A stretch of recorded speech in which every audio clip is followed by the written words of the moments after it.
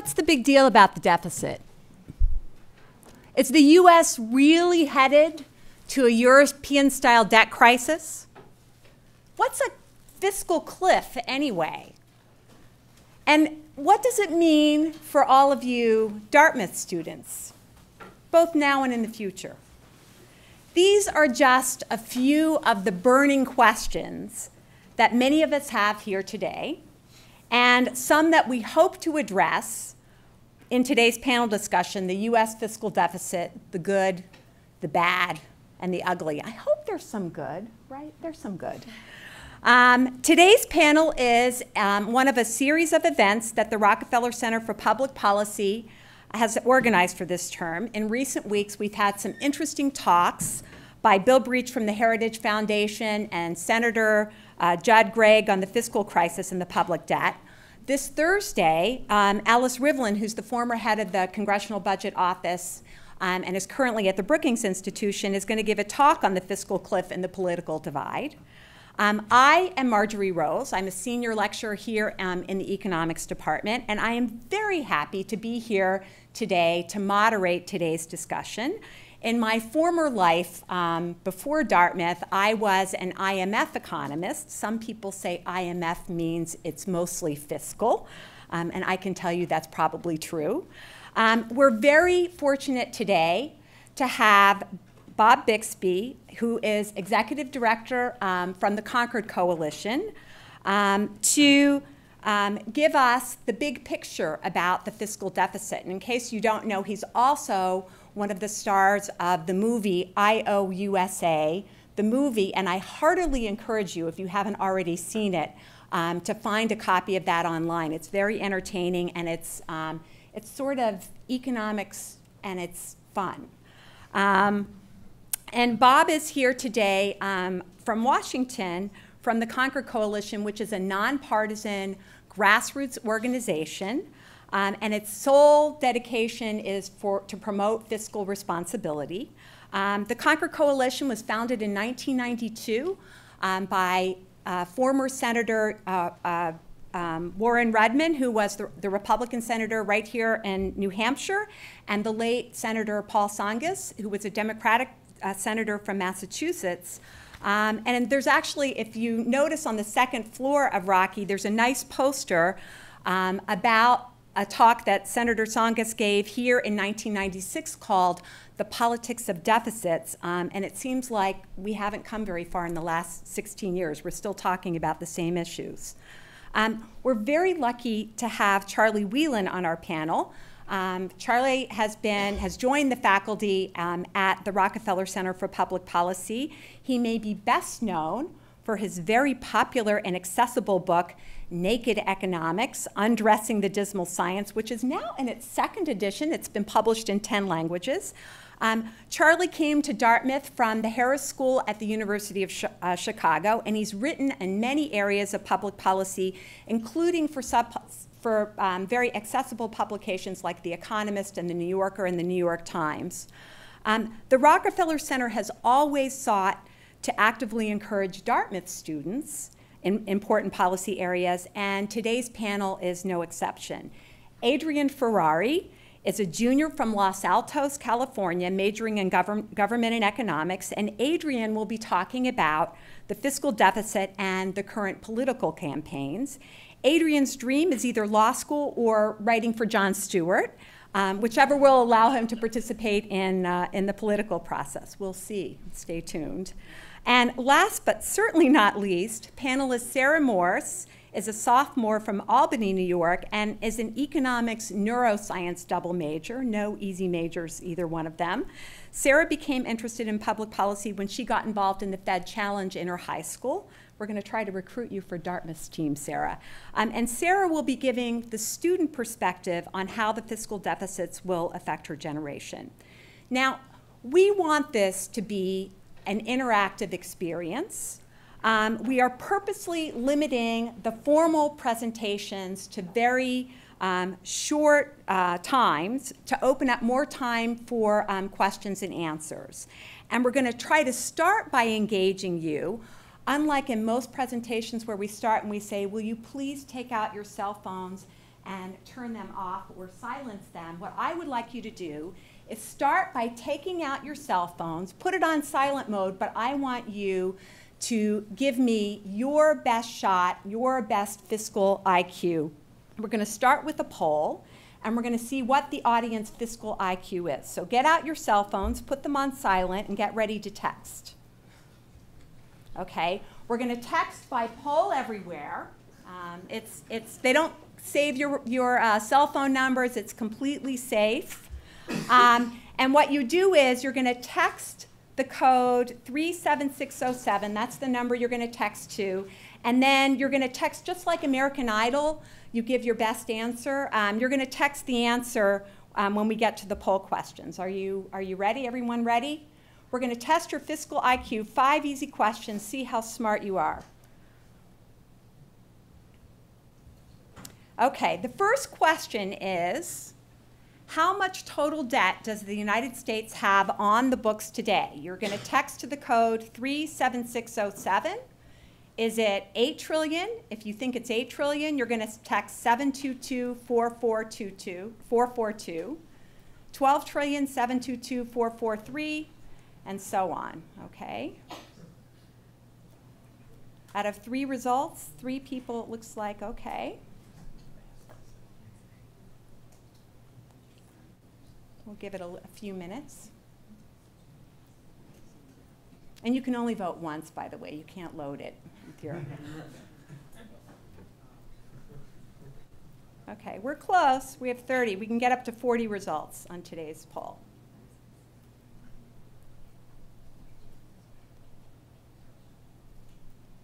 All right. All right, not, okay. Ah, very interesting. Okay, so it looks like 2/3 of you thought it was over $16 trillion. That is indeed true. The latest numbers, and Bob can be my fact checker. The latest numbers put the U.S. deficit at over 100% of GDP, at over $16 trillion.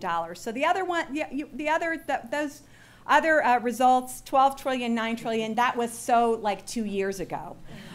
Let's try, so you're doing pretty well. Let's try the next question. Get ready.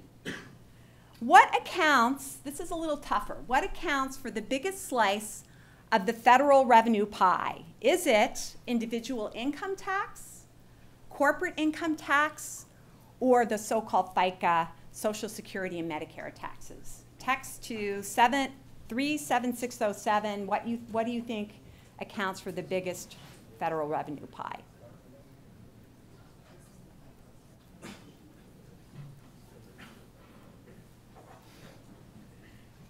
Okay, we're in a horse race.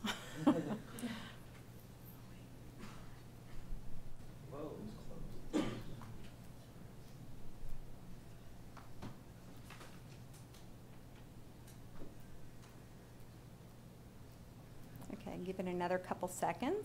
All right.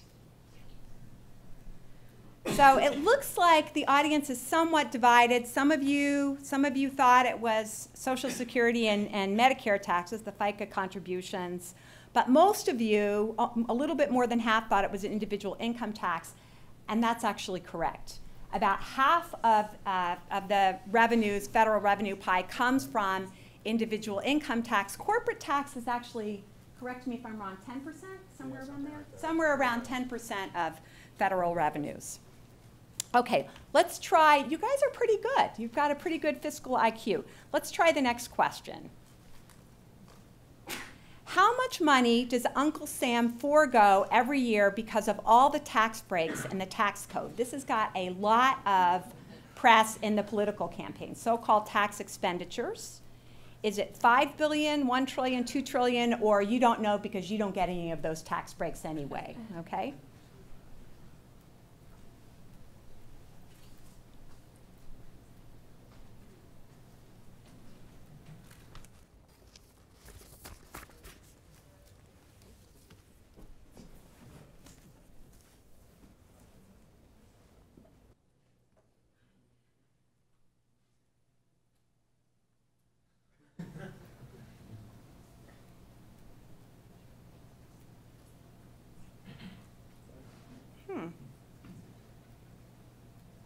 Okay.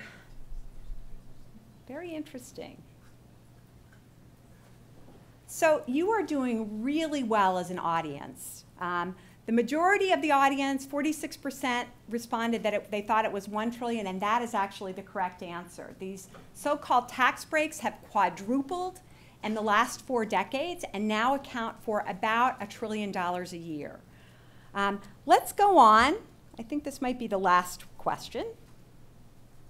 Roughly, what portion of the federal budget goes to the so-called mandatory spending, that is the stuff that we spend that doesn't need congressional approval, on Social Security, Medicare, Medicaid, those types of expenditures?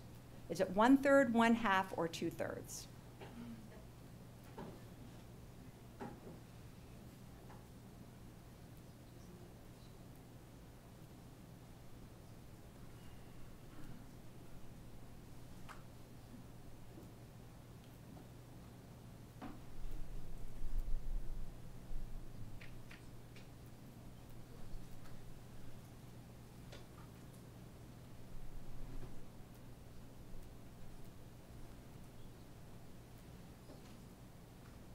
Okay, not bad. As an audience, you guys did extremely well. It is indeed 2/3 of the federal budget goes to these mandatory spending programs.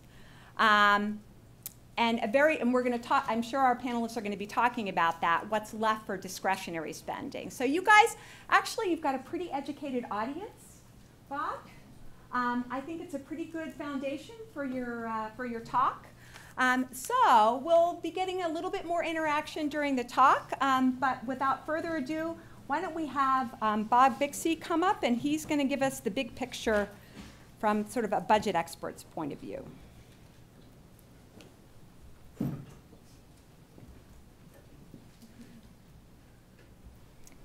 Okay, thank you. Thank you. Oh, and I'm sorry we don't have tab for you. Well, I was going to say, for those of you that saw IOUSA, I'm one of the last of the tab drinkers. And for those of you that don't know what tab is, it's a soft drink from the 1970s.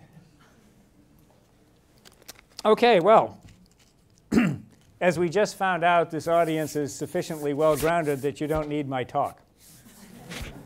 But I'll go over some numbers anyway, just to reiterate kind of a budgetary 101 and fill in some blanks.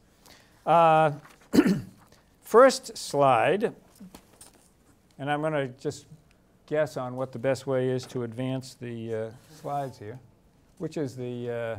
Well, you could do it. You could do it just, yeah, I don't know. You can just do page up and page down. Okay. Okay, so the first is just a freeze frame of the federal budget. This is where we stand now. And as you can see, over on the revenue side, those of you that got the numbers right, it's pretty close about where we get the numbers between income taxes and social insurance taxes, FICA. And then on the outlay side, there are several big blocks there. One is defense, and then there's the so-called non-defense discretionary programs. Those go through the annual appropriations. And Social Security, Medicare, Medicaid, the big healthcare programs. The one thing that I would point out is the red bar at the top of the spending column. That's net interest on the debt, and that's over $200 billion. So it's a lot of money that we're paying now on servicing the debt. And we'll talk about that a little bit more as we go down. But you know, $200 billion, it's a lot more than we've been spending in the wars in Iraq and Afghanistan, for example. And that number will be something to pay attention to. Now, in terms of budgetary dynamic, there are two kinds of spending, you might say, so-called mandatory spending and discretionary spending. The mandatory spending, it just means that the programs run on a formula. It's on autopilot. Congress doesn't review it every year. Well, they can review it, but they don't need to make a decision through the annual appropriations process. And those are the programs that we talked about: Social Security, Medicare, Medicaid. There are a lot of other ones that are, annual, that are so-called mandatory spending. Net interest, the interest on the debt, is also considered mandatory spending. Congress has no choice but to make that expenditure. And then the discretionary programs go through the annual appropriations. So what we see is, over time, more and more of the budget has shifted towards a mandatory base rather than a discretionary base. And the thing to keep in mind about that is it makes it harder to control the budget on an annual basis. So the defense and non-defense discretionary programs like education, transportation, science and technology, the Justice Department, those things are becoming a smaller share of the federal budget. All right, another concept when thinking about budget dynamic that's important is looking at spending and revenue and debt and deficits, for that matter, as a percentage of GDP, rather than just looking at the dollar figures alone. And the reason that that's important is that, you know, what is $1 trillion? What is $500 billion? I mean, what is the context in which it's being applied? You know, if I took out a mortgage of $1 million, that would be a foolish and imprudent thing to do, even if somebody would give me the money. But if Bill Gates did it, it would be no big deal because he has a bigger GDP than I do. So it's important to look at our spending and our revenues and our debt as a percentage of the economy. And here, what it's showing is that we have tended to spend at about 21% of the economy at the federal level. And we've tended to tax at around 18% of GDP. And that means that we tend to run deficits somewhere around 3% of GDP. If the economy is growing by about 3%, which is close to a historic average over the past 40 years, then the debt wouldn't grow faster than our economy, and you could say it was a sustainable situation. We could afford it. But there are forces in play now, and not just the short-term cyclical issues that are at play right now, and by that I mean just the poor economy, which is increased spending and lowered revenue. So you can see the numbers have really gone haywire in the last couple of years, and that's really, you know, basically having to do with the economy. But, and this is a really, really important point, once the economy is assumed to fully recover, and we're back to a robust economy, which we all hope is going to happen anytime soon, and let's say the war costs come down substantially, as they are coming down, the remaining trend lines are closer to those kind of purple lines there, which are labeled CBO alternative scenario. But it means we have an underlying structural deficit where spending is going to be going up as a percentage of the economy, higher than that usual 21% of GDP for reasons that we'll talk about. And the revenue line is not going up as fast.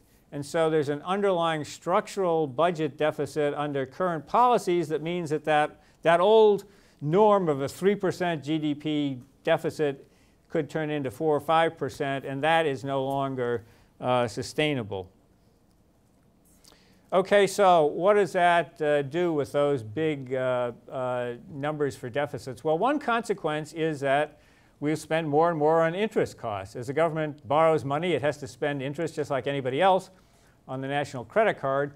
So those interest costs that are, you know, they're going to look low. I mean, they look low by standards. $200 billion around now. But as the economy picks up and interest rates begin to go back up again, remember interest rates right now are at rock bottom levels because of the slow economy, because a lot of countries want to, a lot of other people want to invest their money here because other countries are looking even worse than we are. So we're kind of existing with a national teaser rate right now on very low interest rates. When those interest rates go back to normal and we continue to borrow more and more money, one of the growing parts of the budget is going to be interest on the debt, which by the end of 10 years could be around $1 trillion, which is more than we'd be spending on national defense. Where do we get the money? Well, a lot of the money has been borrowed from abroad. It's not necessarily a bad thing that people want to invest their money here. It's just that if more and more of a country's debt is owned abroad, it's a growing mortgage on future national income because the benefit from that investment could flow to the investors abroad rather than here. So, and it also provides a certain national security vulnerability if we're, and I don't want to overplay that, but I mean if you're overly dependent upon the kindness of strangers, for example, you don't want to have too much of your debt owned abroad. But more importantly, I think, is that mortgage on national income that we're talking about is more of the debt is owned not financed by this country, but having to borrow from other countries. Now, what are some of the reasons that spending is projected to grow faster than the economy in the coming years? It's not waste, fraud, and abuse, or Congress spending like drunken sailors, or that sort of thing. There are a couple of factors that stick out. One is an aging population, which is obviously a good thing. Where people are living longer. The baby boom generation is approaching its retirement years.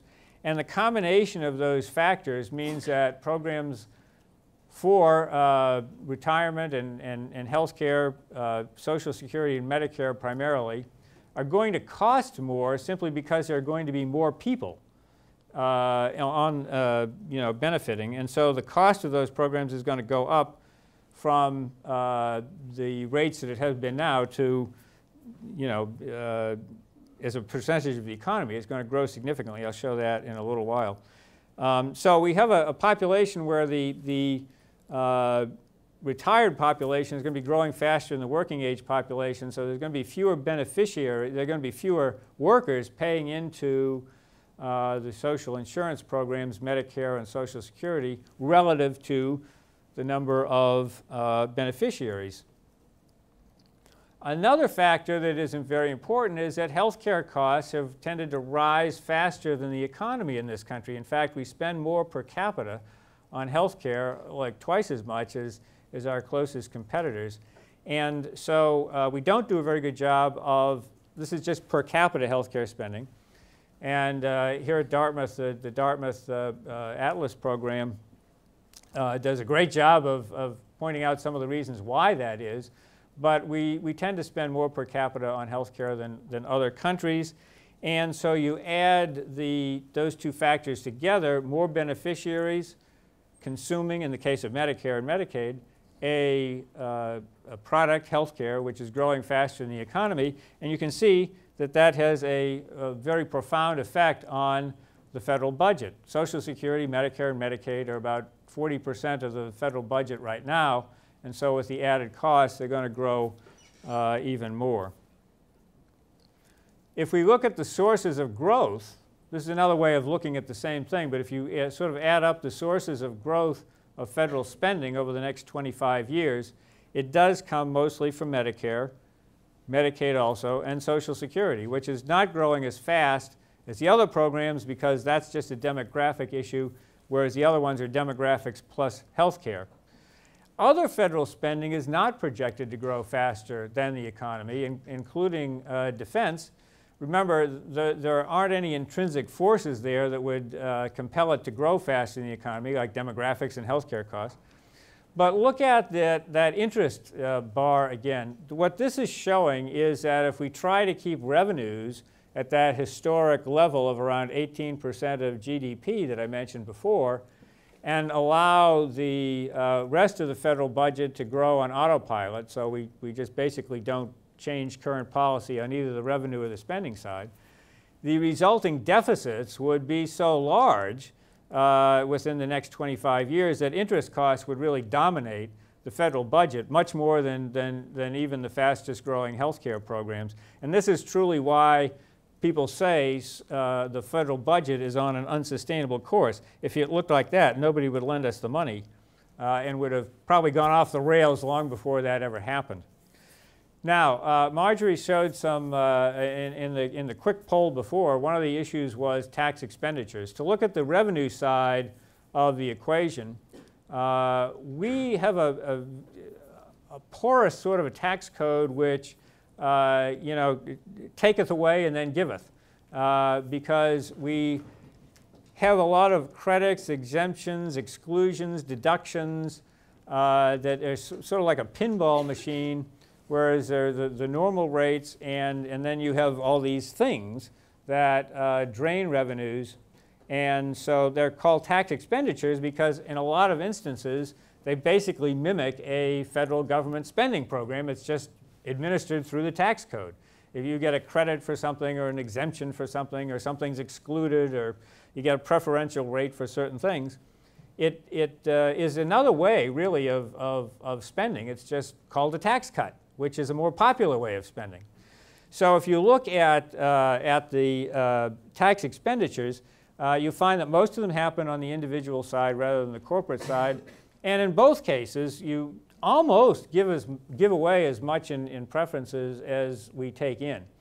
So there's a lot of opportunity to raise revenue by closing or limiting or scaling back some of these things. But remember, these things are also very popular. Things like the home mortgage interest deduction, or the exclusion from income from an employer's provided health care, which is not taxed as income, and the deduction for charitable contributions, which is very important to charities like, say, the Concord Coalition. But anything that, but we're in favor of changing, so don't worry. We're not being hypocritical.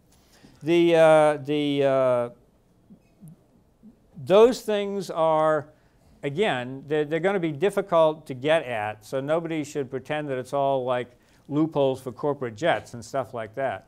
But the point is that there is room to do things on both the revenue side and the spending side to try to make the underlying budget deficit picture look somewhat better than this, because that's just showing what happens if you do all this thing and do nothing, that the debt relative to the size of the economy would grow to just ridiculous proportions relative to the economy, and that is the picture of an unsustainable debt. I'm not going to spend any time on this last one. It's just that when people look at solutions, the idea is we got to start now to phase in changes that wouldn't affect the short-term economy, because you don't want to impose instant austerity, and you don't want to start reforming either tax or entitlement programs, because they're supposed to have a long-term effect, and people base their lives around them, and so and their finances around them. And so those areas that are the biggest growing factors are things that you're not going to be able to get at real fast. You're going to have to phase in changes.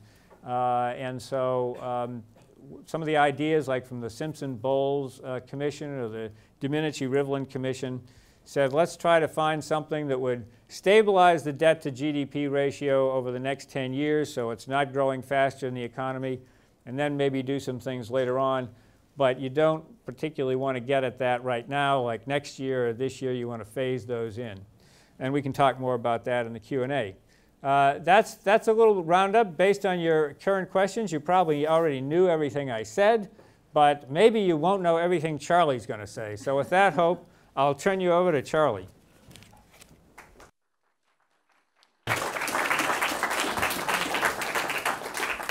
Thank you, Bob, both for being here and for the work that you've done at the Concord Coalition. My contention is going to be that this is mostly a political problem, in the sense that the economics are not terribly difficult. There's nothing that we're wrestling with here in Silsbee that we don't fully understand, can't get our minds around.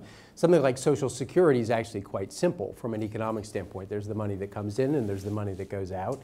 And we need, over the long run, enough to come in to pay what goes out. I mean, if I gave that problem to my children, who are not brilliant, and gave them a half hour and said, gave them one of the many tools online and said, come back in a half hour, I want the numbers to balance, they could do it. My students could do it easily with a pizza, and we wouldn't even take up the whole class. Now, the exception to that is healthcare. Healthcare is the hardest public policy problem that we have, but even there, a lot of the work at Dartmouth, beginning with the Dartmouth Atlas and following on with the Dartmouth Institute and so on, suggests there's a lot of waste in the system that we could squeeze out. The question is, can we get ourselves to where we need to be to make what are very difficult political choices? And I'll begin with two overarching thought exercises. One is what I describe as the parable of the water skiing squirrel.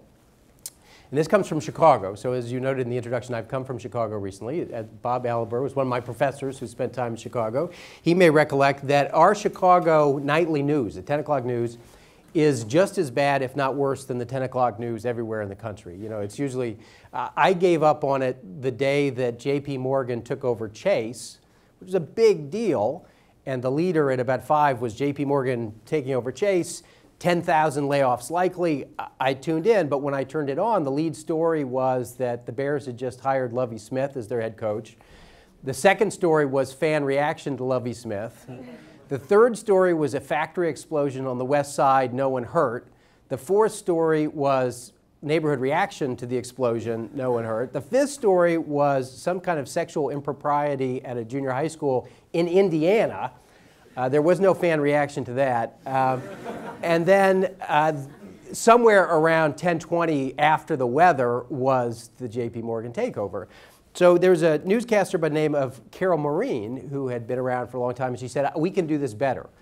We owe it to informed citizens to offer a newscast that doesn't have water skiing squirrels. And apparently her newscast had done a water skiing squirrel story, and that was the straw that broke the camel's back. She went off and did her own newscast. It lasted about 3 weeks before they folded it, and she got out of nightly news.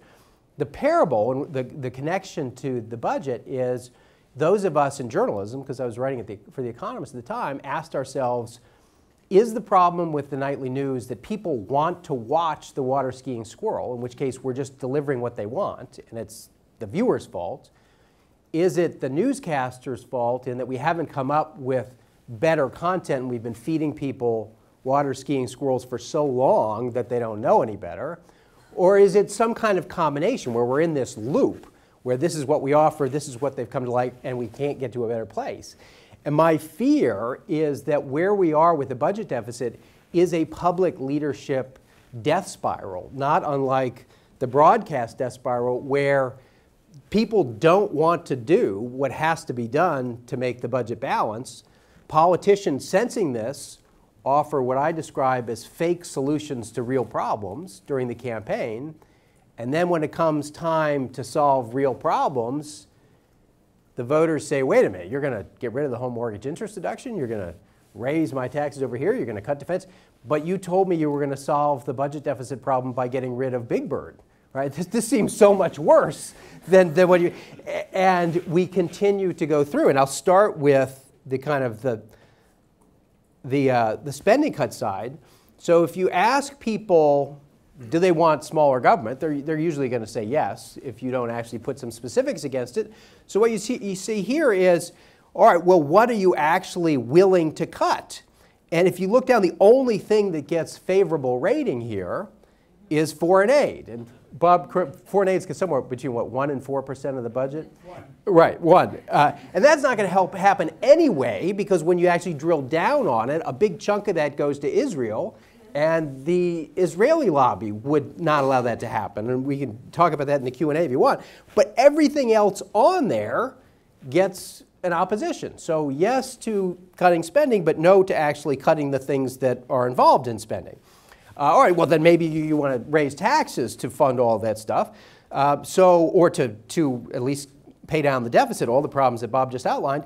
And again, very recently, and I should give credit where it's due, these are slides that my students put together for the class where we're working on the fiscal cliff and the deficit situation. We had a presentation around public opinions towards paying down the debt. And people don't want to pay more taxes either. That should come as no great surprise, even if it's dedicated to paying down the debt, which is kind of an interesting spin on it. All right, well, would you be willing to just get less in terms of local services if you also had to pay less? And by and large, most people are not willing to pay less and get less.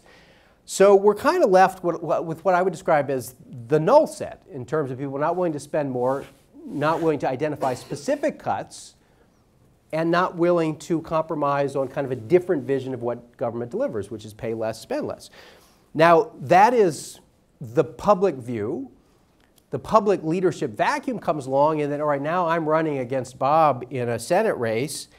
And Bob's done, let's say he's left the Concord Coalition to actually, get out there and get some votes, go to Senate and do this stuff, and he says, they're nonpartisan, so they just present the menu. But Bob gets out there and says, we're going to curtail the home mortgage interest deduction, we're going to raise taxes on certain groups, and we're going to do a whole bunch of other things that most economists would say are reasonably responsible. And I come along and I meet with my campaign staff and I say, oh my God, this is going to be like shooting fish in a barrel. Because my plan for balancing the budget involves, first of all, we're going to get tough on mohair farmers. We are going to cut that subsidy. We are going to eliminate all the bridges to nowhere. We are going to raise taxes on anybody who owns 2 corporate planes. So we're going to, crack down on the really rich, and that's going to solve the problem. Whereas Bob is going to cut your grandmother's Social Security. He's in favor of death panels because he talked about curtailing Medicare costs. He's going to raise taxes on everybody by getting rid of the home mortgage interest deduction. But I like him personally. Other than that, and I can tell you that at this point, he's going to be calling the Concord Coalition saying, I might need my job back.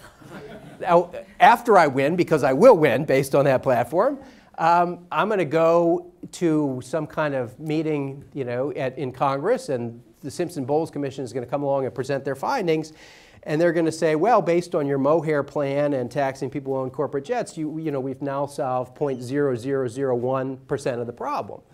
And I'm going to have to go back to all the voters for whom I just threw, Bob to the lions, and say, well, actually, it turns out that it's going to be harder than what I said. And the voters are going to feel legitimately disenfranchised, disappointed, because I sold them a bunch of stuff that isn't right. And there's I draw the parallel to kind of losing weight. Everybody knows how you lose weight, right? You eat less or you exercise more, both of which in the moment are a lot of work.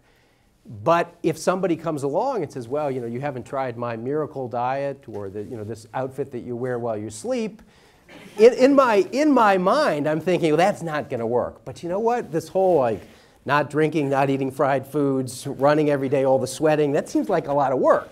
And we always go for the miracle diets. And indeed, if you look at the numbers in terms of spending on miracle diets, we are suckers for that kind of stuff, even when we know better. So we are stuck in this leadership spiral where to get elected, you have to say things that make it harder to deal with the problem. Now, let's layer on top of that some other things that go far beyond political irresponsibility. The first is an obvious point that I always bring up with my students, usually in the first class, or when they're now writing memos on budget solutions. They're kind of putting together their own little Simpson-Bowles plan. And I've had students come in already and they say, why is it that every plan for reducing spending in a significant way and every plan for reducing or for increasing revenues is so wildly unpopular? And my answer is because if it were popular, we would have done it already. Right? I mean, it's just kind of, if you could lose weight by watching television, we would all be very skinny. But you can't. And so anything that's really politically popular and effective, Harry Truman would have nailed. Or Barack Obama in the first term. I mean, it's unlikely that there's some miracle cure out there where Obama huddled together with Rahm when he was still chief of staff, and they said, boy, the polling data, 95% of this people love this, and it will cut the budget deficit by 35%.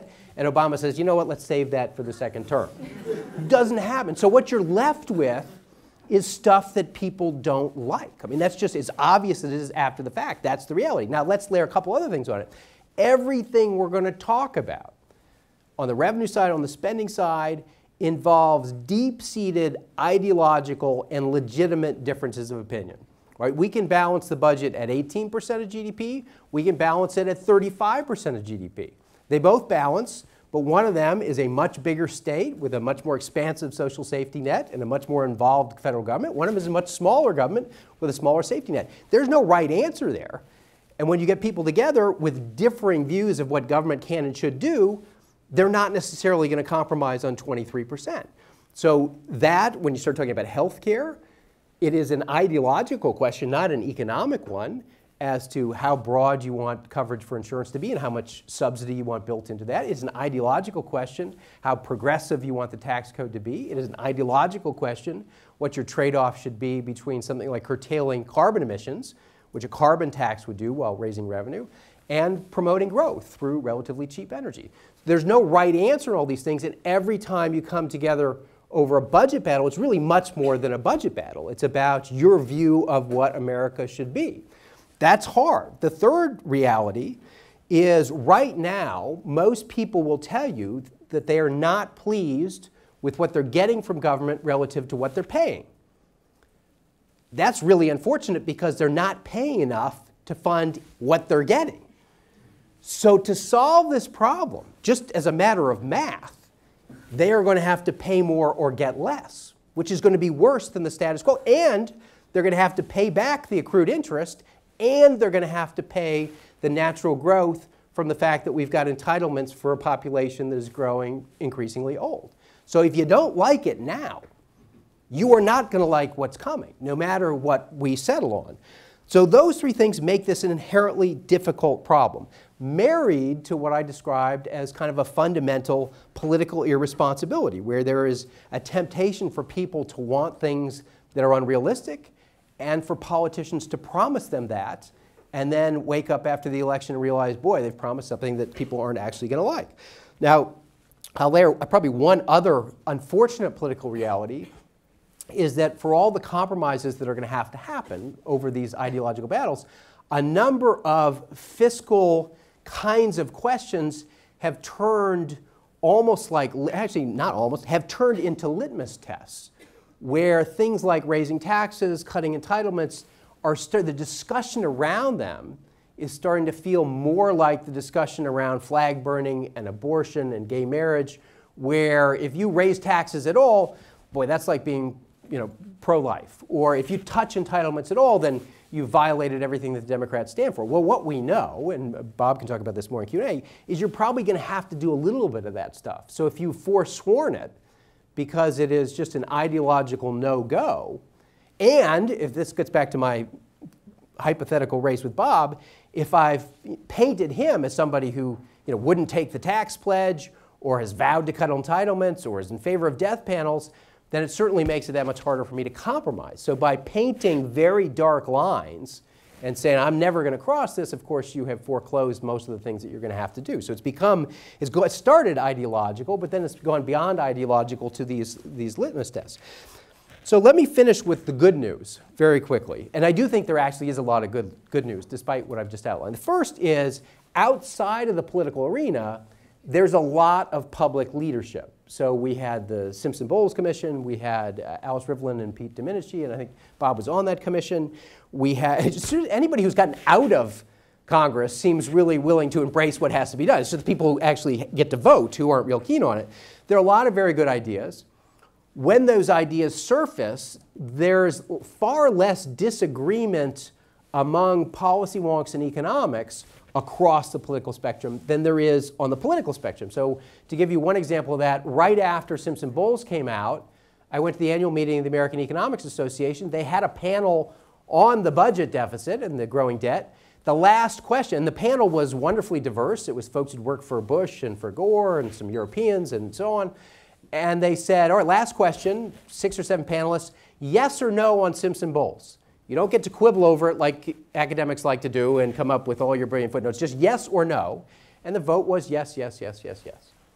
So there is widespread agreement that in addition to that probably doing anything that is reasonable would be better than doing nothing, which is the status quo. So it's not that hard to get the people who think about this a lot to come up with viable solutions.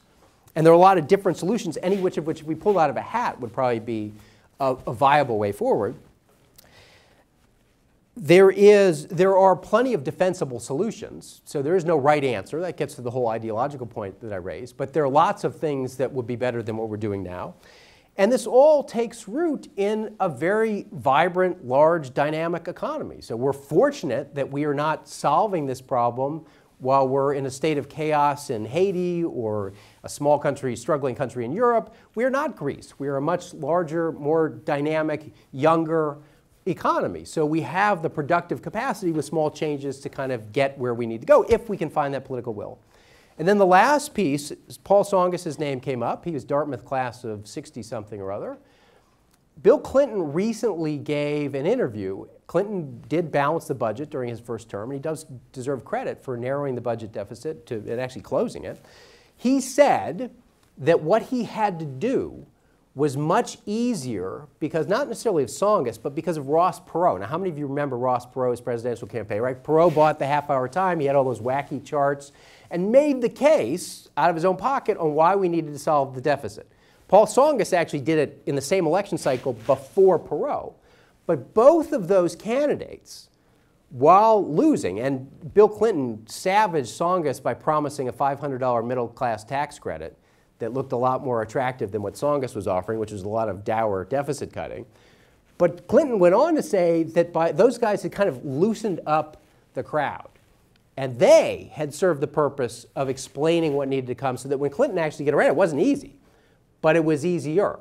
So that suggests to me that if there are folks who are willing to get out there, even if they don't necessarily win, and soften up the ground and lay out the real choice set, then that makes it easier. Not easy for those who come along. And so I would call out for anybody to actually get involved in the public arena and make these cases, because it does ultimately bear fruit. We've seen that happen at least one time when Clinton closed up the first set of budget problems. So I'll stop there and turn it over to our students, who will tell them how the entitlements are going to wreck their lives.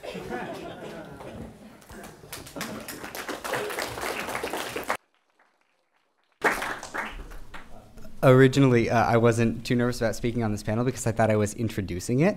There's a little more pressure when you actually have to follow up experts like Bob Bixby and Charlie Wheelan. Because if there's anyone who actually has answers to some of these gargantuan fiscal problems, it's professionals like the last two panelists who spoke to you. And I agree with my professor in a lot of ways. And that's actually— He's taking my class now. That's right.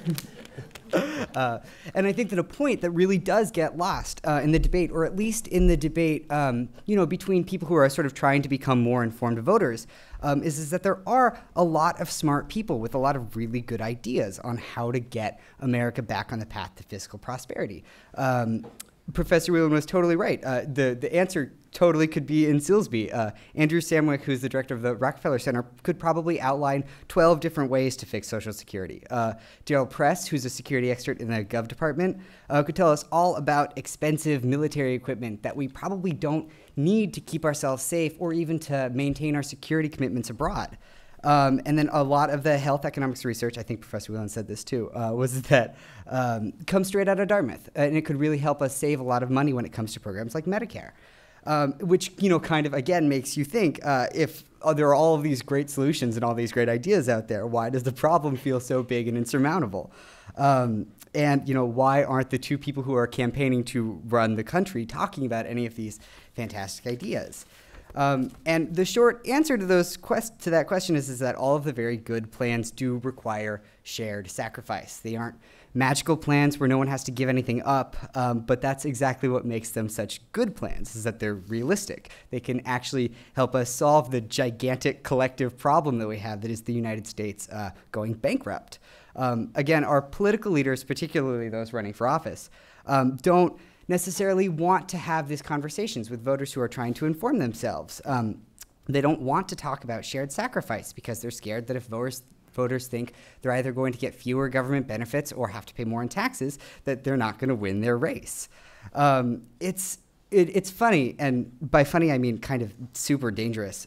If you go to Obama's website and you try to find out more about his healthcare plan, and you click on the little healthcare section, it doesn't give you this nice little paragraph that's like an overview of what it does and what are the pros and what are the cons. It takes you to a different screen where it asks you a couple different questions so it can try to figure out exactly who you are. It asks you your gender, and it asks you how much money you make, and how old you are, and then it takes you to this slideshow of all the fantastic benefits that you're going to get if Obama wins. It just doesn't mention how any of it's affordable. And Romney is guilty of the same basic thing. His website isn't quite as targeted, but when he says he's not going to raise taxes on the wealthy, and he's going to cut taxes for the middle class, and he's not going to contribute to the deficit, I think there was a newspaper columnist who called it a triangle that doesn't add up to 180 degrees. And that's where the problem, at least in my opinion, does kind of become a little bit the voters' fault. Politicians don't want to tell voters that they have to give something up because there's this fundamental disconnect between the services that voters expect the government to provide and the amount of tax revenue that they're willing to actually send to DC to finance those services. Now, while that's truly part of the problem, it doesn't bother me as much. I think it's sort of natural for people to sort of want it both ways. But the thing that really bothers me is the people who are stepping up, who thinks that they're ready to lead this country, are totally unwilling to communicate the harsh reality that we just can't have that. We can't afford it. It's not part of the deal. Virtually all of Obama and Romney's policy proposals, at least in my opinion, should start with some sort of message along the lines of, all the government services we get, education, healthcare, defense, corporate subsidies, etc., we only have to pay for half of it every year. We borrow the rest. That's why that there are deficits. And we can't continue to do it this way. I think leveling with voters like that would really really present the opportunity to reframe the debate. Then we could actually have a legitimate conversation about, how we as a society should share the burden of returning America to fiscal solvency. What kind of hope do I think there is for leadership like this? I kind of see two, and we're moving away from anything that any smart plans that smart people have had and just to what I anecdotally think. But aside from that, one of the two ways that I see this happening is post-fiscal cliff. There is some sort of compromise. It requires people, Republicans giving in on taxes and Democrats caving on, maybe reducing benefits. And suddenly there is people appreciate getting something done as kind of a virtue, which I don't think people necessarily do right now. I think that a lot of the politicians in Congress, sort of came into political consciousness with their own sort of inspiring political figure. Maybe Democrats had FDR, maybe Republicans had Reagan, and they all kind of, want to be these standard bearers for their party and these purists that are going to kind of accomplish their, economic agenda for America. And in that sort of quest, to be the next Reagan or to be the next FDR, you sort of inherently have to value getting stuff done a little bit less. You have to value bipartisan compromise a little bit less. And so hopefully this incredible pressure that is, the impending fiscal cliff will kind of push people out of that box, and then compromise might be able to sort of start to foster again. But even if that doesn't happen, and I don't really know how likely that is, the other thing that sort of gives me hope is that my generation in particular, that has sort of come into a very divisive political consciousness that doesn't really have a lot of great, inspiring political leaders. I think maybe we thought we were going to get Obama, but even the people that were the most excited about, electing Obama in 2008 are sort of like, yeah, it's not really what I thought it was going to be. And so my hope is that people my age and a little bit older than me and a little bit younger than me who have come into political consciousness sick of gridlock and just sick of people fighting with one another and who can't quite understand, why there aren't any adults in the room will actually value compromise and being results-oriented a little bit above, kind of being the next FDR or being the next Reagan. And that's sort of, if it's not one of those two, then I don't really know what's going to happen. Sorry. So based on what Adrian just said, it seems like the debt problem is not going to be fixed this campaign round. And what I want to focus on now are the consequences for our generation if nothing is done about the debt problem soon. And although some of these consequences seem obvious, I do think it's important to state them nonetheless. Our government will have to deal with the debt at some point in the future. And that means increasing revenues and decreasing its expenditures. On the revenue side of the equation, what our generation is looking at are higher tax rates. And on top of that, as we've heard before, we're probably going to lose some of the tax breaks that people really count on today, like the mortgage tax break, that will make owning a house more expensive. So in addition to losing some of the money that we've earned at the jobs we've trained for here at Dartmouth, owning a home will be more expensive, and we'll be sending a larger portion of our income to pay off our parents' generation's debts. On top of higher tax rates, we could be facing an increased inflation rate. If the government gets desperate enough, if the pressures on the Federal Reserve are severe enough, the Fed may decide to pay off some of the debt by printing more money and essentially making our debt worth less. But what that means for our generation is that the money that we do keep after the increased taxes will be worth less in terms of the goods that we can buy. So what we're going to be looking at is a level of consumption that's constrained compared to what people get to enjoy today. In addition to those two things, it's possible that the job market in the future will be even more difficult than it is today, which is a sin to say, I know, because it's so difficult right now. But basically, if firms are concerned about future tax rates, future inflation rates, where the US economy is going in the long run, they may decide to cut costs where they can. And where they can cut costs is their labor costs. So on the revenue side of the equation, we're looking at higher tax rates, the possibility of a higher inflation rate, and on top of all that, the potential for an even more difficult job market. On the expenditure side of the equation, what we're certainly going to be facing is our cuts. And I think we're going to feel that most in discretionary spending. As we've seen earlier on, a larger and larger portion of our budget will be devoted to existing programs like Social Security and Medicare, and to paying interest on our debt.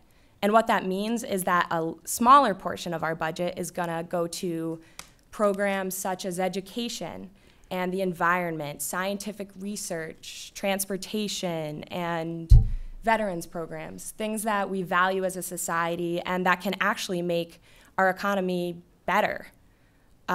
Additionally, we could face higher interest rates in the future if investors decide that the US is looking like more and more of a risky gamble. They might demand higher interest rates. And where we might feel that is when we take out money to buy our first car, or to purchase our first home, or to send our kids to college. All of that might be more expensive. And that means that maybe we'll have to put off the purchase of our first car and our first home. And maybe our kids will leave college buried in debt, which obviously is not good. And on top of that, there's the potential for a long-term lower growth rate in our GDP. There's been a trend among countries who have a debt of 90% of their GDP or higher to have a growth rate about 1 percentage point lower than the growth rate during lower debt periods. So that could mean a prolonged, almost recession-like condition for our country, which will greatly hurt our ability to enjoy the lives that people enjoy today. So yeah, the consequences for not acting are very severe.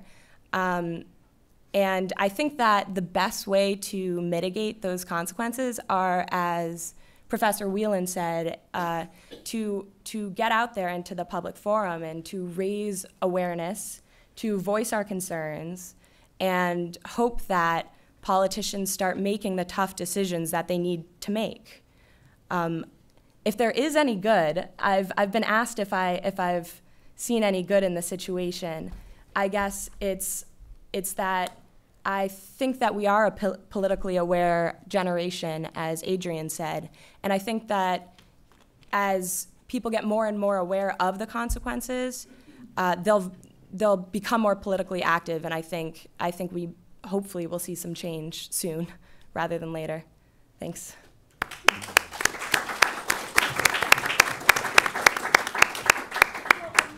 Interesting perspectives. I'd like to open it up for Q&A. I'm sure you've got a lot of questions, and we've got a really great panel that will hopefully give us some interesting answers. Raise your hand if you've got a question. There's a question up there.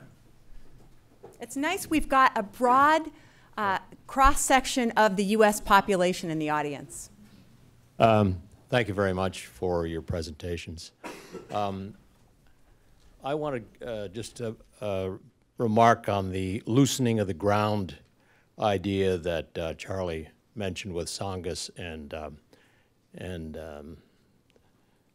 not Ron Paul, but the other one.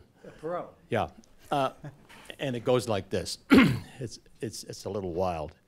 A good friend of mine who follows these issues very closely and is a strong Obama supporter concluded after last week's debate that the best thing that could happen to the country would be for Romney to win, then for the House and the Senate to become completely Republican, and that there would be a strong Republican majority in Washington.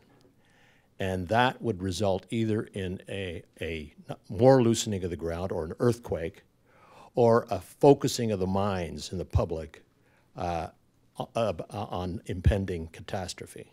Do you have any thoughts about that possibility? My guess, so in the the early 90s, I worked for a governor in the U.S. I won't tell you which political party, but he had the majority.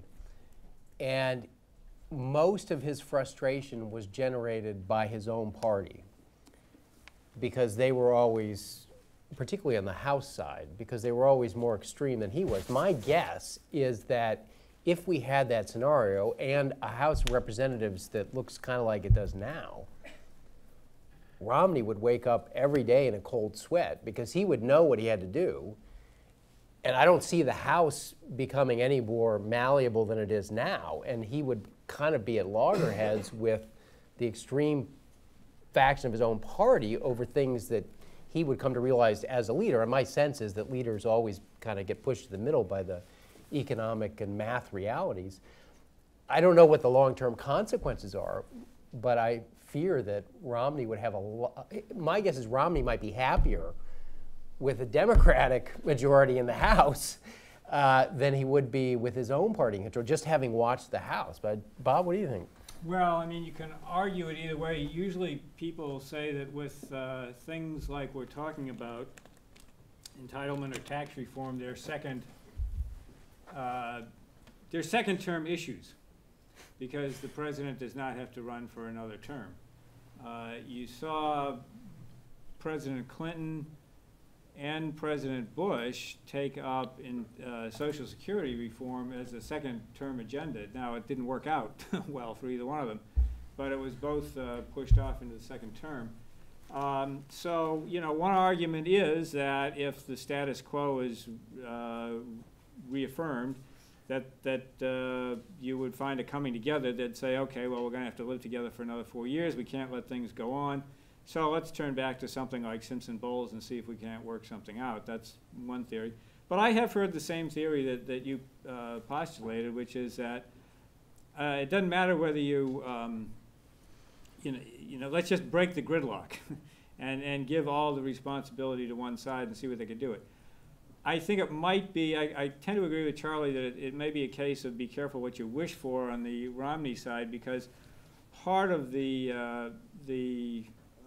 I mean, you would have to then fill in the blanks on some pretty squishy numbers, quite frankly. The promises that have been made on that side would be very, very difficult to fulfill once you got into the weeds. And actually trying to pass a budget with those weeds filled in would be rather difficult. So I'm sort of a, we nonpartisan.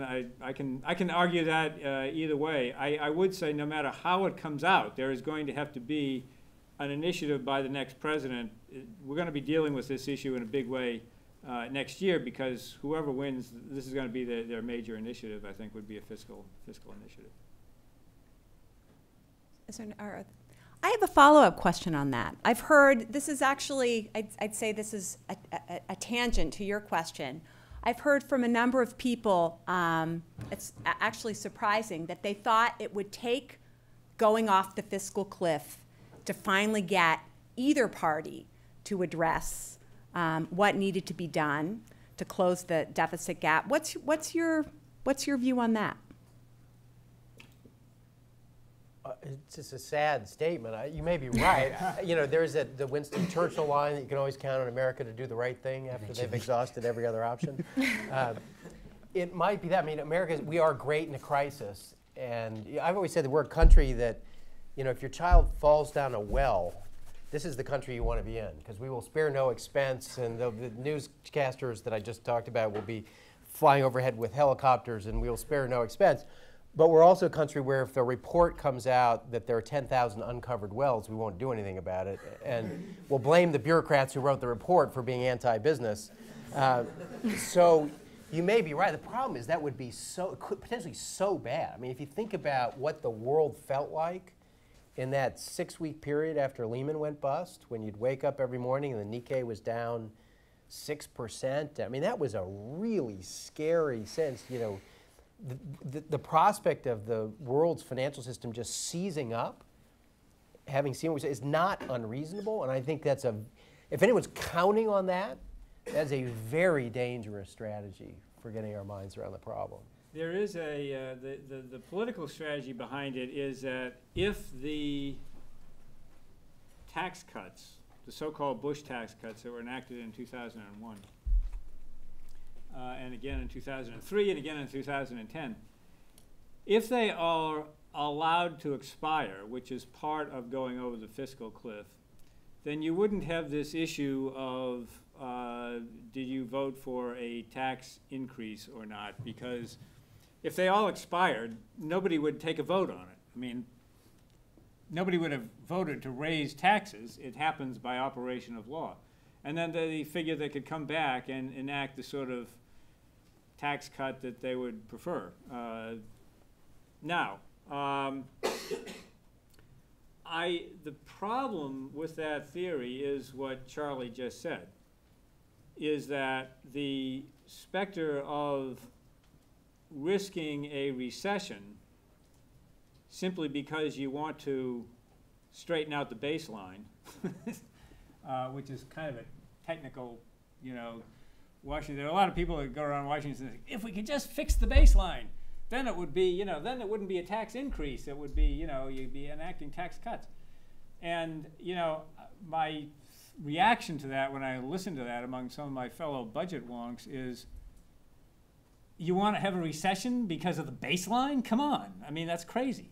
So it really, you know, I understand the politics behind that theory, but I think, you know, the market reaction would be very bad, business community reaction would be very bad, and we may well have a recession, and you might not get some sort of, you know, better tax cut enacted, because who's to say the political gridlock would be lifted. And so I think that the dangers of going over the fiscal cliff is sufficiently great that we shouldn't do it. But the chances of it happening, I think it's, you know, 50-50. We may well do it.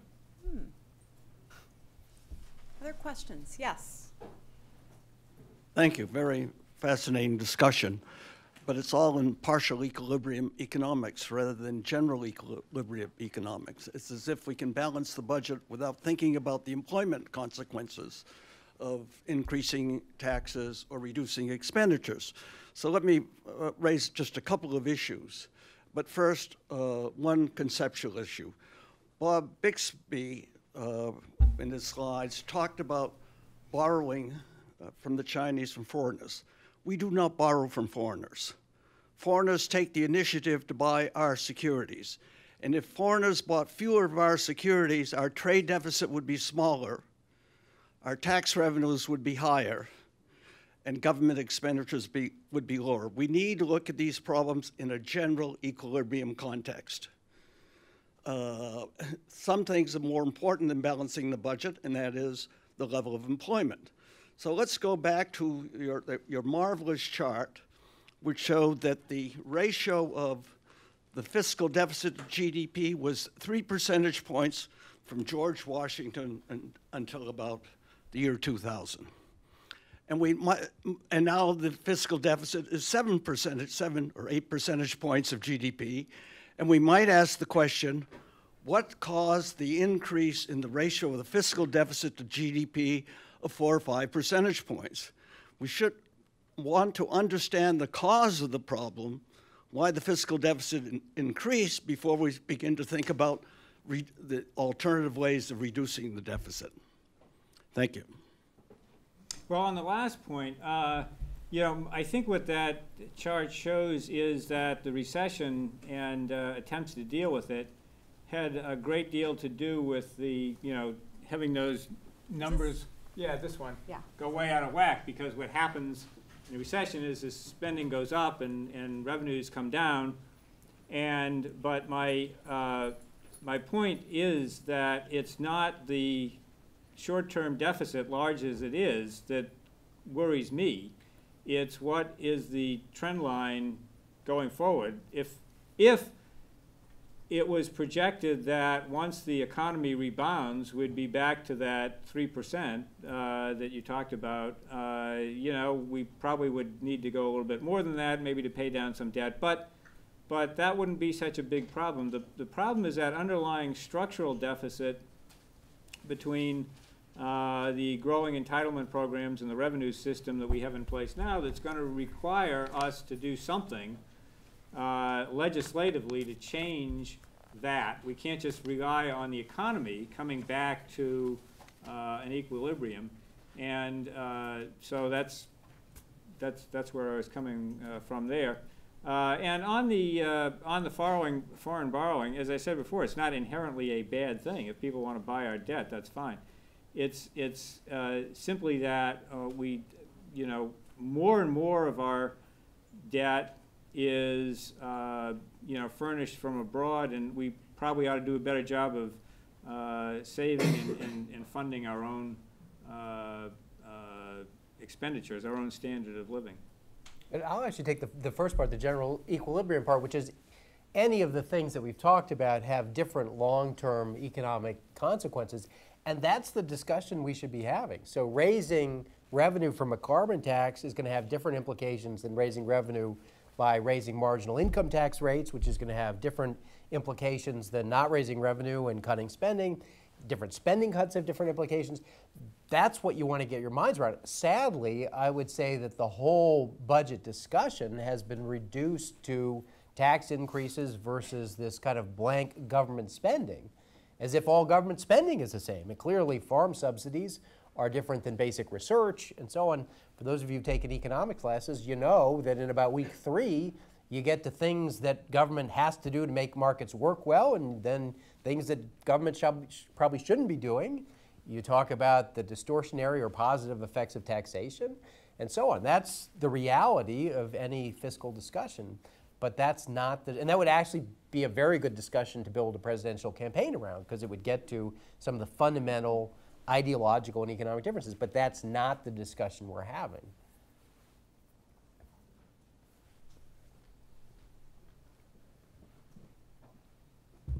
My question's for Mr. Bixby and Professor Wheelan. What's your opinion on Norquist's tax pledge, and do you think it's truly possible to close and limit our debt with so many Republicans pledging never to increase taxes under any circumstance? Well, I think the pledge is silly. I think it's very counterproductive. I think I'm with those conservatives like Tom Coburn, who said that the pledge that he takes is to uphold the Constitution of the United States. And it's really a, God, I can remember when Grover Norquist was just some clown around town that had this little breakfast group, and how he turned into this colossus, I have no idea. But frankly, I can tell you there are an awful lot of Republicans in town that are getting pretty sick of it. And I don't think Grover's pledge is going to survive the election because no matter who wins, even if it's the Republican sweep, I think somebody is going to go to Grover and say, okay, now, I got some bad news for you. You're not in the Constitution. And we got to do something here. So I mean, I think that is, you know, that, but I don't blame Grover. It's the people that are taking the pledge. It's not Grover's fault. I mean, if people wanted to pledge something to the Concord Coalition, I mean, that would be great. But I mean, so it's the, you know, I think that the, now it becomes very dysfunctional. because I happen to think that you really do need everything on the table. Even if you could construct a program that did it all on the spending side, and you can certainly do that on paper. Paul Ryan has done it on paper. I don't think it's politically enactable. I can't see Democrats agreeing to any sort of serious entitlement reform if revenues are not on the table. I just don't see it. And so if you have, something as broad as absolutely no revenues at all on the table, I'm not sure how you get there. Now, the idea of broadening the base and bringing in more revenue by eliminating or scaling back some of those tax expenditures that we talked about, and then maybe using some of that to actually lower rates and come up with a more efficient tax code, I think that's a doable thing. And what happened in the, because this was something that I saw firsthand in the Domenici-Rivlin task force, is that in the negotiations between Democrats and Republicans on that panel, they found that as a way to compromise.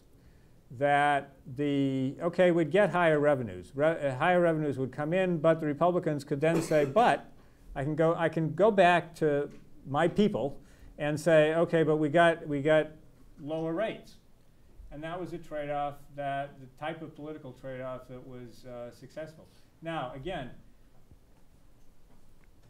sometimes you get something like that and it gets sort of exaggerated as what you can do with it. Whether you can eliminate tax expenditures and get the rate down to 23% or something like that, I don't think that that's politically doable either. So there's going to have to be some sort of meaningful compromise there, but I think you can do it. Can I do a follow-up on that? Sure. Since you're sort of the budget expert, is let's say they do that, because I think both parties now are talking about reducing tax expenditures.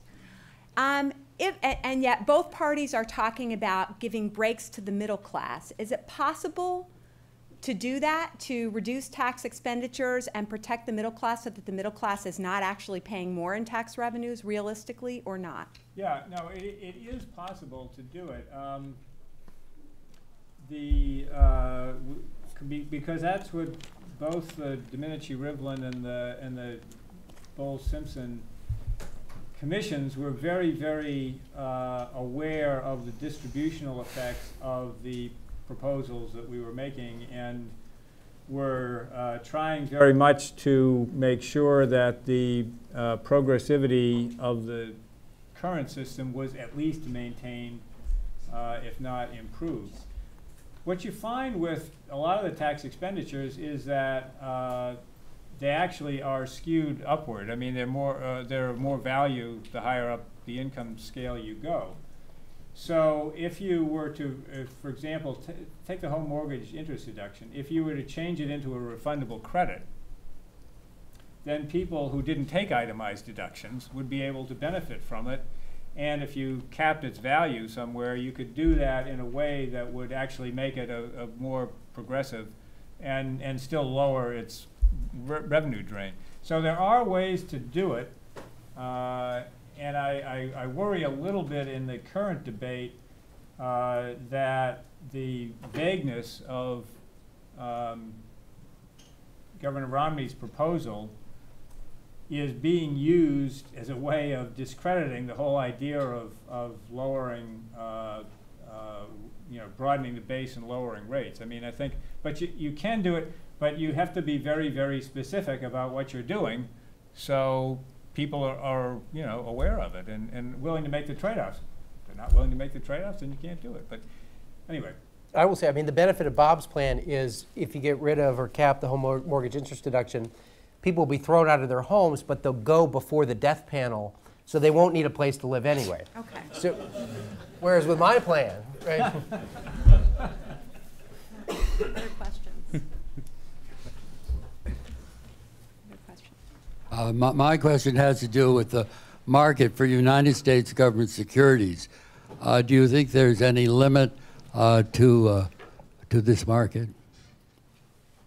Yeah, so let me start, which is there has to be a limit, right? I mean, you know the Herb Stein line, things that can't go on forever don't.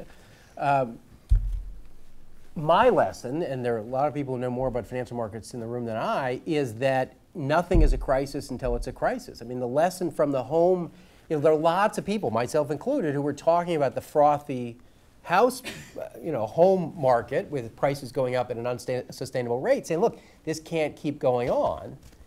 And it was not an orderly return to trend. It happened really fast. The same is true with Greece. I mean, Greece was not a paragon of fiscal uprightness 3 weeks before the crisis hit. It's just something happens, and we now know that when confidence leaves a market, it just gallops out. So I haven't, it could be 10 years, it could be 2 weeks, it could be, my sense is that you're not going to see interest rates on treasuries drift up, by small amounts as investors slowly lose confidence. You're going to see a march to the exit, and that I think is what's most scary about the possibility. When, why, and how, I have no idea. This is an interesting question. We had a series of 4 forums in September that we invited a couple of prominent witnesses to come and talk about taxes and healthcare. And at our first forum, we had former Treasury Secretary Jim Baker from the Reagan administration and Bob Rubin from the Clinton administration. And that was one of the questions that our panel, which was chaired by Sam Nunn and Pete Domenici, asked was, do we have time, and when can we tell if we're about to go over that other cliff? And both Baker and Rubin said essentially what Charlie just said, which is we don't know, but when it happens, it will happen suddenly. And that was I was struck by the bipartisan Rubin and Baker. If you go on our website, which is concordcoalition.org, and find that transcript, you can read the concerns of Rubin and Baker, and they're almost identical. It's really worth reading. And by the way, if you want to prepare for Alice Rivlin, she testified later, so you can read what she said too. Yeah, so I do some stuff for National Public Radio. I pitched a modern War of the Worlds. The Orson Welles were the invaders from outer space. And it would involve a fiscal crisis around the world suddenly deciding they didn't want to buy treasury bonds. And imagine it as a radio drama, which it's at 6:50 a.m. We don't know why, but there's been some opaque transmission out of the Chinese, bond buying program that they're going to cut back on the purchase. We can't confirm it, but on that news, a whole bunch of pension funds dumped their treasury bonds in Japan and said they're going to, and the dollar's plunging, and you cut back in 10 minutes later. We're returning to our broadcast here. As you know, the dollar has fallen 12%. The Dow has stopped trading. And just imagine that radio drama in the same way that War of the Worlds would, and it is oddly credible. So hopefully it'll just be a radio drama, but if you tuned in, just like War of the Worlds, you might think it was real. So you're the Orson Welles of the economic world? Exactly. One more question? One more question. Let's get Emily, the student. Hi, I just have a question regarding broadening the base and lowering the rates. Do you think it's more politically feasible to stick with our current tax code and pick and choose which exemptions and credits we get rid of? Or is it more politically feasible to completely scrap this and just go with a different system that's more clear-cut and more simple, like a flat tax or something? Well, I think there are a couple of options there. Basically, things happen incrementally, so it would be best to sort of start over, which is really what we did with Domenici, Rivlin, and Simpson-Bowles. I mean, they pretty much leveled out most of the tax expenditures and then added a few back in. I mean, that was the starting point was blow it up, blow up the tax code, and then add a few things back in rather than picking and choosing, because you're right, the politics of that can be pretty dreadful. Another way that's been proposed is to impose some sort of And Martin Feldstein proposed this at one of our hearings, and he's been writing about it in the Wall Street Journal. Impose a cap on the value of tax expenditures so that you really wouldn't change any of them. You just sort of claw some of it back. And it's kind of almost like a means test for tax expenditures. It might get a little bit difficult to administer, but I mean, that's another way of doing it without going in the weeds and trying to pick and choose among them and make individual changes. I'll say that this distinction may not be as stark as you make it out, for the simple reason that even if you start from scratch, when you have that first committee meeting, people are going to walk into the room and say, well, we're going to start from scratch, but there's got to be an exemption for housing, and we got to do this, and it's got to be slightly progressive. And the preconditions that people put on your blank slate are going to start to look a little bit like the exemptions that you've already got. So that may not be as clear-cut as it seems. I will say that the last great tax reform that I know of was '86.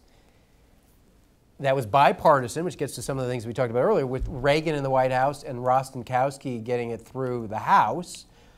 And there's a good book called The Showdown at Gucci Gulch that is a post-mortem of that whole process. It's very good reading.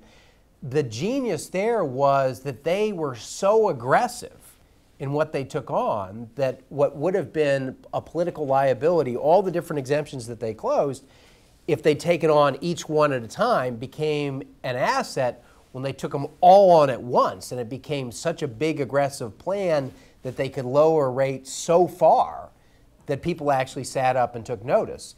So there may be, and perhaps this is being over-optimistic, but we might as well end on some optimism, some political benefit to kind of swinging for the fences and doing one big deal with lots of really unpleasant things in it, but in totality having enough positive impact that it actually gets the cognoscente to get behind it and makes anybody who objects to losing their small piece look kind of small. I agree with that. Before you close, could I say one other thing? Please do. I think that I listened very closely, and I really enjoyed the remarks of my fellow panelists, Adrian and Sarah, who I thought just did a terrific job of laying out the problem, the politics, and the potential consequences. And I really enjoyed it. I just wanted to say you both did a great job. Thanks. Yeah. And thank you all for coming. Thanks for ending. I know we heard a lot of bad and ugly. Thanks for ending with some good, Charlie. You really did your homework. I mean, that was a really good economic tour de